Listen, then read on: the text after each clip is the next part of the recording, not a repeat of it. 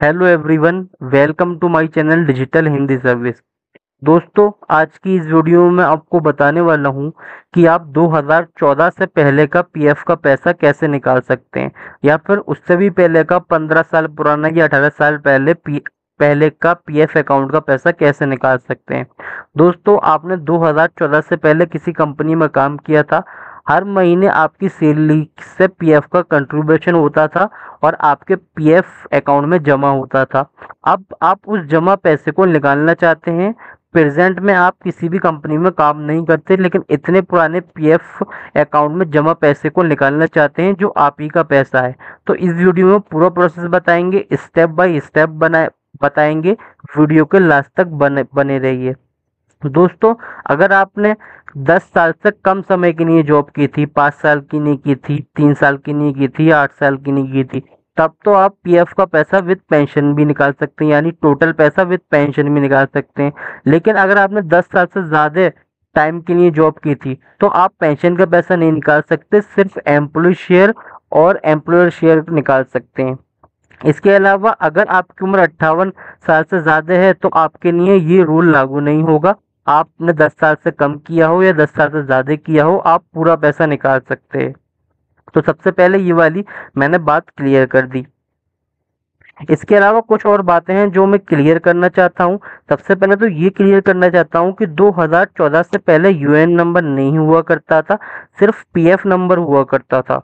2014 में ईपीएफ ने online services के लिए यूएन नंबर लॉन्च किया था।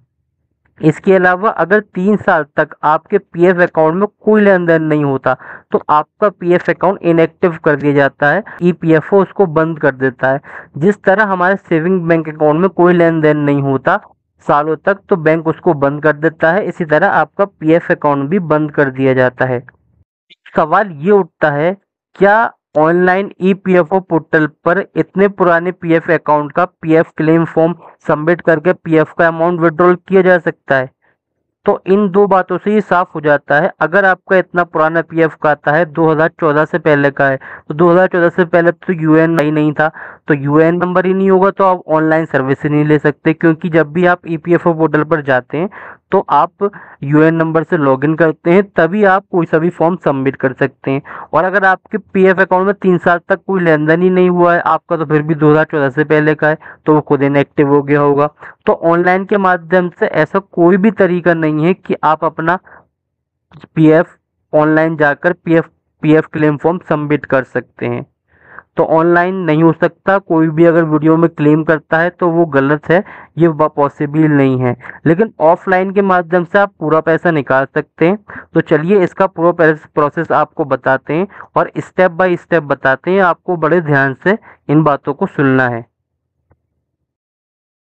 सबसे पहले तो आपको अपना पीएफ नंबर या मेंबर आईडी, जिस कंपनी में आप काम करते थे उसका नाम, डेट ऑफ ज्वाइनिंग और डेट ऑफ एग्जिट के बारे में जानकारी हासिल करनी होगी। जिस कंपनी में आप काम करते थे उसका पीएफ रिकॉर्ड किस ईपीएफओ ऑफिस में था, वो ईपीएफओ ऑफिस आपको पता करना होगा। अगर आपको ईपीएफओ ऑफिस नहीं पता है तो इस पर हमने वीडियो बनाई है, डिस्क्रिप्शन पर लिंक है, आप पता कर सकते हैं कि आप जिस कंपनी में काम करते थे उसका ईपीएफओ ऑफिस कौन सा लगता था। अगर आपके पास PF number, date of joining, date of exit नहीं है तो आप अपनी कंपनी के एचआर या किसी भी संबंधित डिपार्टमेंट को ईमेल लिख सकते हैं या डायरेक्टली किसी भी जरिए कम्युनिकेट कर सकते हैं और ये सब डिटेल पूछ सकते हैं कि मैंने आपकी कंपनी में इतने साल से इतने साल तक काम किया था और मुझे अब मेरा PF number, date of joining, date of exit और मेरा पीएफ ऑफिस बताएं। अगर आप वहां पर पहुंचना आपका पॉसिबल नहीं है तो आप एचआर डिपार्टमेंट या संबंधित डिपार्टमेंट से ईमेल आईडी प्राप्त कर सकते हो और उनको एक ईमेल लिख सकते हैं कि भाई मेरी सारी चीज़ें बताओ, मुझे पीएफ क्लेम फॉर्म सबमिट करना है। और अगर आप चाहते हैं कि ईमेल कैसे लिखना है तो हमने इसमें ब्लॉग लिखा है, डिस्क्रिप्शन पर लिंक है, आप जाके देख सकते हैं।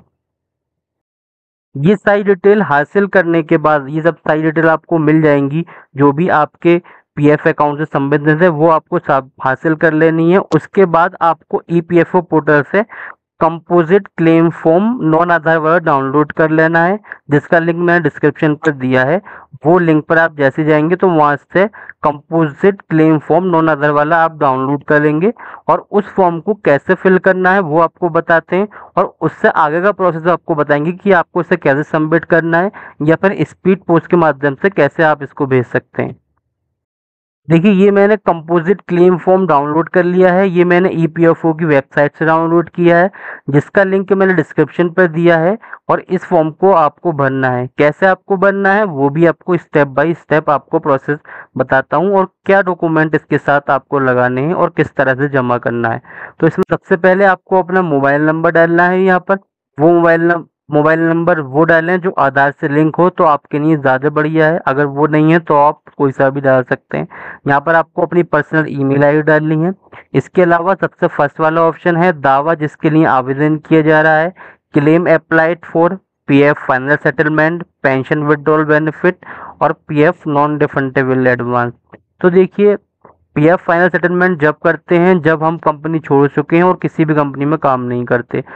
पीएफ एडवांस का फॉर्म जब भरते हैं जब आप प्रेजेंट में कंपनी में काम कर रहे हो, तब आप पीएफ एडवांस करते हैं। अगर आप प्रेजेंट काम कर रहे हो तो आप कोई ऑफलाइन वाला फॉर्म भरने की जरूरत नहीं पड़ती, आप ऑनलाइन ही कर देते। पर आप हम यहाँ पर पीएफ फाइनल सेटलमेंट कराना चाहते हैं, जो सारा पैसा है वो निकालना चाहते हैं एज पर रूल्स। तो सबसे पहले है सदस्य का नाम, name of the member capital letter. तो कैपिटल लेटर में अपना नाम बनना है जो आपके आधार कार्ड में है। फादर नेम, हस्बैंड का नाम। इसी तरह यहाँ पर आप देखेंगे universal account number, UAN number. तो यूएएन नंबर तो आपका है ही नहीं इतना पुराना, तो अब यहाँ पर आप देखेंगे PF account number. PF account number जो आपकी सैलरी स्लिप पे होगा, या फिर आप अपनी कंपनी से मांगेंगे तो वो प्रोवाइड करा देंगे। तो आपको यहाँ पर पीएफ नंबर अपना डालना है।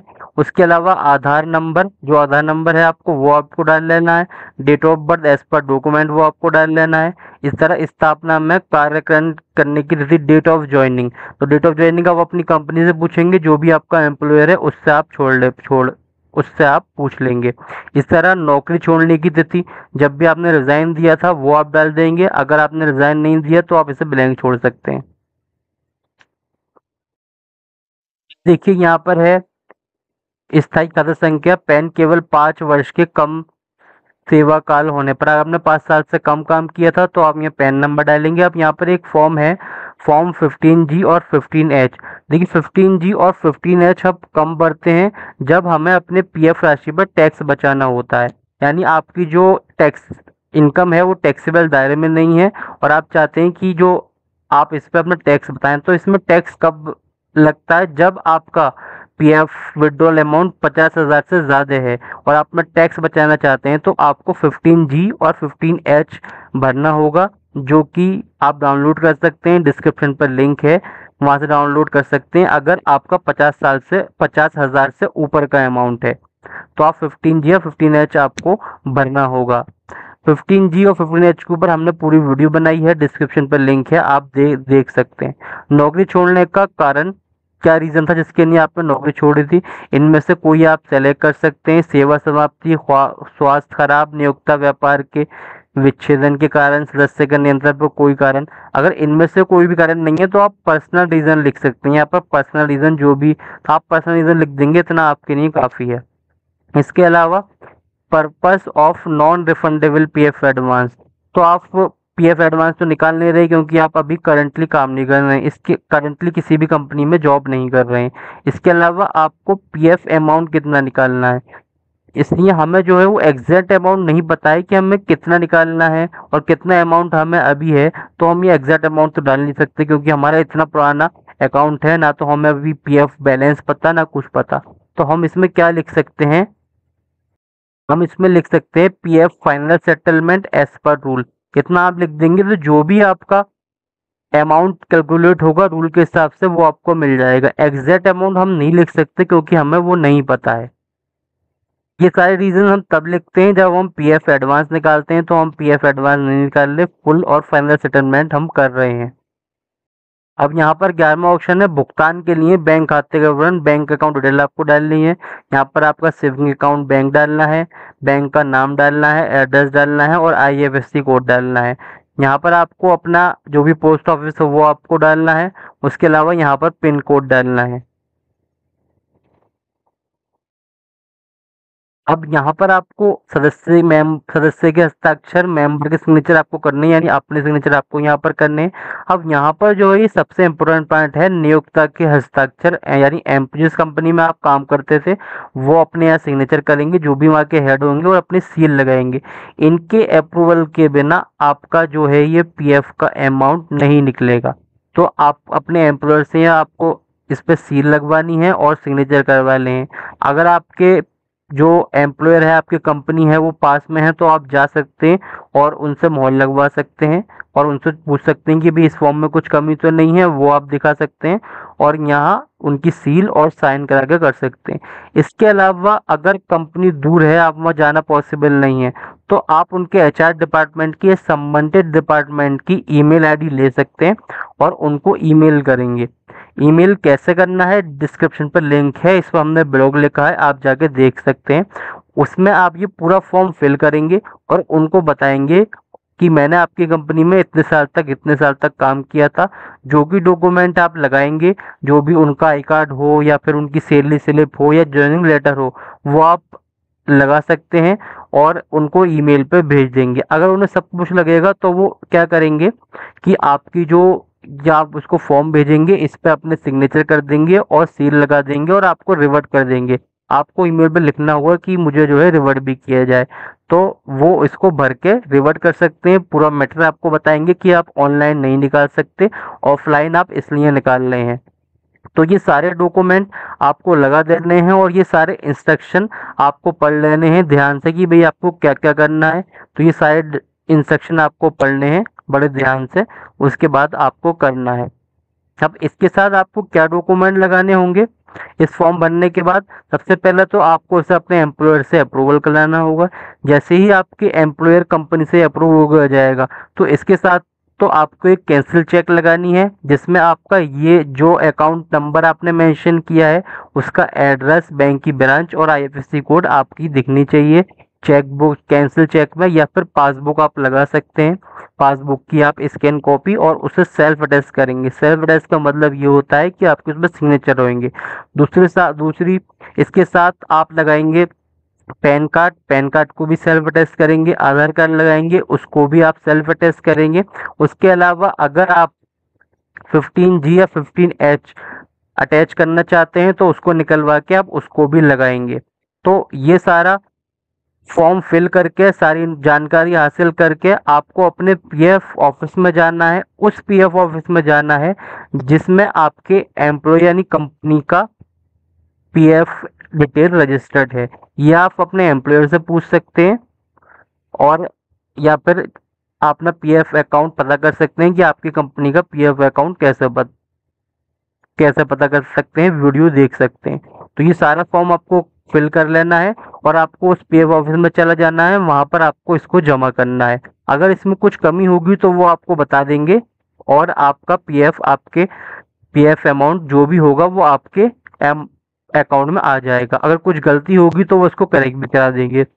इसके अलावा अगर आपका जो पीएफ ऑफिस है, जिस कंपनी में आप काम करते थे, उसका पीएफ ऑफिस काफी दूर है, तो आप वहां जा नहीं सकते और आपके पास इतना टाइम नहीं है, तो आप पर वहां जाना पॉसिबल नहीं है।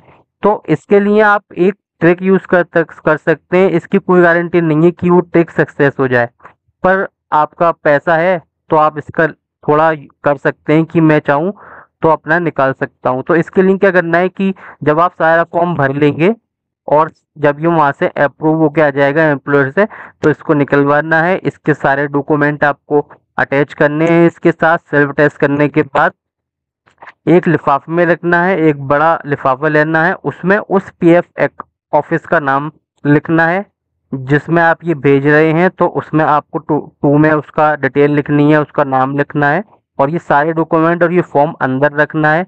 फॉर्म में अपना नाम लिखना है, अपना पता लिखना है, सारी डिटेल आपको लिखनी है, मोबाइल नंबर लिखना है और ये कंप्लीट डॉक्यूमेंट इस फॉर्म के साथ भरकर आपको उस पीएफ ऑफिस में भेज देना है।